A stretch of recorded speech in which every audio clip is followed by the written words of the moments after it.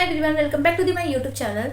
सो guys, मैं इस video में आपको बताने वाली हूँ फिजिक्स के मोस्ट इंपॉर्टेंट टॉपिक्स कि कहाँ से एग्जाम में क्वेश्चन आते हैं। वो सारे टॉपिक्स मैं आप लोगों को बताने वाली हूँ जो कि बहुत ज़्यादा इंपॉर्टेंट है एग्जाम पॉइंट ऑफ व्यू से।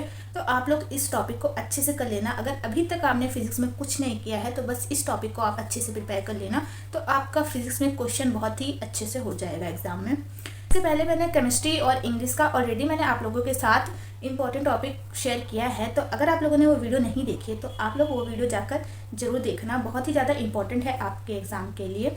सो टोटल मैंने अभी तक आपके साथ इंग्लिश का और केमिस्ट्री का जो इंपॉर्टेंट टॉपिक है वो मैं आपके साथ ऑलरेडी शेयर कर चुकी हूँ, एंड अभी मैं आपके साथ फिजिक्स का शेयर करने वाली हूँ। तो टोटल 3 सब्जेक्ट का मैं आप लोगों के साथ आज इंपॉर्टेंट टॉपिक शेयर कर चुकी हूँ। अब बचे हुए 2 subject biology and nursing aptitude वो मैं आपको कल प्रोवाइड कर दूँगी, आज नहीं कर पाऊँगी।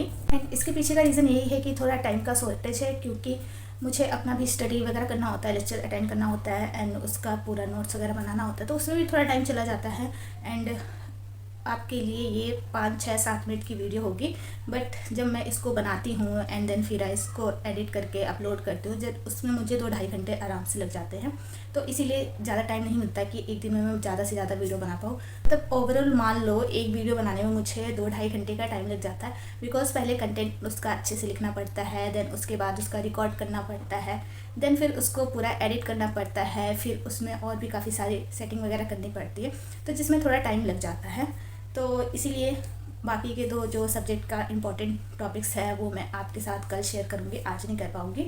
होप कि आप लोग समझ सकते हैं कि खुद के भी 3-3 लेक्चर्स अटेंड करना एंड देन उसके बाद उसके नोट्स बनाना, DPPs वगैरह सॉल्व करना, उसमें थोड़ा टाइम लग जाता है। सो उसके लिए आई एम सॉरी। मैंने बोला था कि आज मैं आपको सब कुछ सारी टॉपिक्स इंपॉर्टेंट प्रोवाइड कर दूंगी, बट मैं आज नहीं कर पाई। 2 सब्जेक्ट के बचे हुए हैं तो मैं वो आपको कल प्रोवाइड कर दूंगी। आज मैं उसको रिकॉर्ड कर लूँगी एंड देन एडिटिंग वगैरह करके मैं आपको कल प्रोवाइड कर दूंगी। सो आज का वीडियो बेसिकली फिजिक्स का है, जिसमें सारे इंपॉर्टेंट टॉपिक्स हैं। तो चलिए बिना टाइम वेस्ट किए वीडियो को शुरू करते हैं। तो फिजिक्स का मैंने टोटल 16 चैप्टर और उनके इंपॉर्टेंट टॉपिक्स यहाँ पे मैंने अच्छे से लिख दिया है। मैं 1 बाय 1 सारे चैप्टर्स एंड उसके इंपॉर्टेंट टॉपिक आपको बताती हूँ। तो सबसे पहला है हमारा फिजिक्स एंड मेजरमेंट, जिसमें इंपॉर्टेंट टॉपिक है error in measurement dimension formula.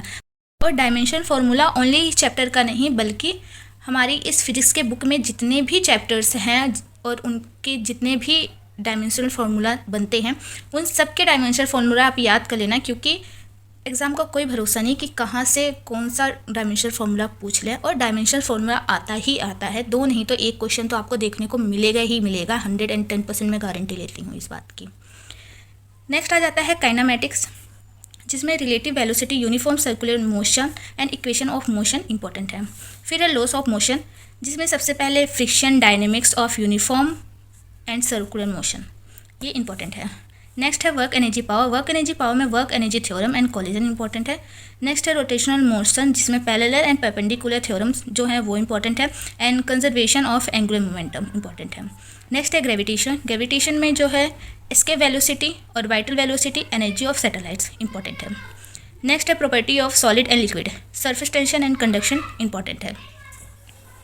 Next आ जाता है थर्मोडायनेमिक्स। थर्मोडायनेमिक्स में heat, work, internal energy, reversible and irreversible process important है।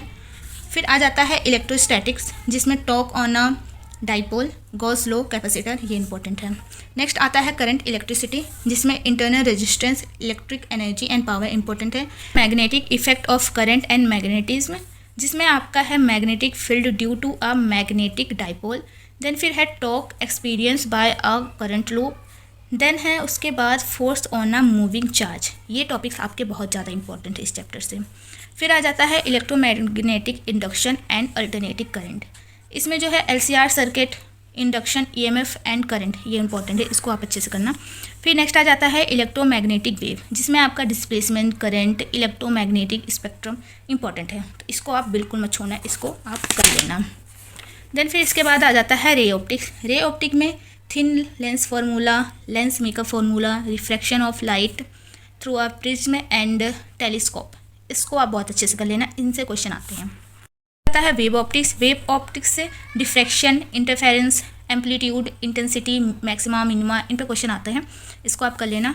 एंड लास्ट आ जाता है मॉडर्न फिजिक्स। मॉडर्न फिजिक्स से आपको एटम का रेडियस, वॉल्यूम, ये 2 फॉर्मूले आप अच्छे से कर लेना, इन पे क्वेश्चन आ जाते हैं। इस चैप्टर से जो क्वेश्चन आता है कभी कभी लाइक आपको कोई एटॉमिक मास दे दिया जाता है, देन वहाँ से आपको आइसोबार वगैरह पूछ लिया जाता है, तो इस चैप्टर से नॉर्मली क्वेश्चन आते हैं। वही चीज़ें जो कि हम 9th क्लास से पढ़ते आए हैं एटम के बारे में वो पूछे जाते हैं, या फिर जो मोस्ट इम्पॉर्टेंट है जो अभी हमने पढ़ा है 11th और 12th में, वो रेडियस और वॉल्यूम है। इसके फॉर्मूला आप याद कर लेना। मैंने आपको जितना फिजिक्स में बताया आप इसको कर लेना, देन आपके सारे क्वेश्चन सॉल्व हो जाएंगे। सारे ना सही तो बट 90% आपके एग्जाम के क्वेश्चन तो इनसे सॉल्व हो जाएंगे, क्योंकि इन्हीं टॉपिक से आएंगे आपके जो 20 क्वेश्चन आएंगे एग्जाम में। बीएससी नर्सिंग में 20 क्वेश्चन आएंगे एंड पैरामेडिकल में 25 आएंगे, तो आप लोग इससे कर लेना। आई होप आप लोगों को वीडियो अच्छा लगा होगा। अगर वीडियो अच्छा लगा होगा तो वीडियो को लाइक भी करना, अपने फ्रेंड्स के साथ शेयर भी करना, एंड ऑल्सो अगर चैनल पर न्यू हो तो चैनल को सब्सक्राइब भी कर लेना। एंड ऑल्सो कमेंट में लिख के बताना अगर आपको कोई डाउट वगैरह है तो मैं उसको पूरा सॉल्व करूँगी। बट अगर आपका भी कॉमन डाउट है कि लाइक जो नीट का पेपर है अगर उसका हम PYQ कर लेंगे तो क्या ये बीएससी नर्सिंग या फिर पैरामेडिकल के लिए इनफ रहेगा या फिर नहीं, तो उसके लिए एक बार मैं आपकी सिलेबस की सारी वीडियो बना दूँ ना, तो उसके लिए मैं आप सबको एक अलग से ही वीडियो बनाऊंगी कि हाँ आपको नीट का PYQ सॉल्व करना चाहिए या फिर नहीं करना चाहिए। तो आप उसके लिए वेट कर लो, कल नहीं परसों मैं उसकी रिगार्डिंग वीडियो बना दूंगी, तो वहाँ पे आप लोगों का वो सारा डाउट क्लियर हो जाएगा। सो वीडियो को यहीं पे एंड करते हैं, मिलते हैं नेक्स्ट वीडियो में। तब तक आप लोग भी अपना प्रिपरेशन करते रहिए and all the best for your exam. Bye bye.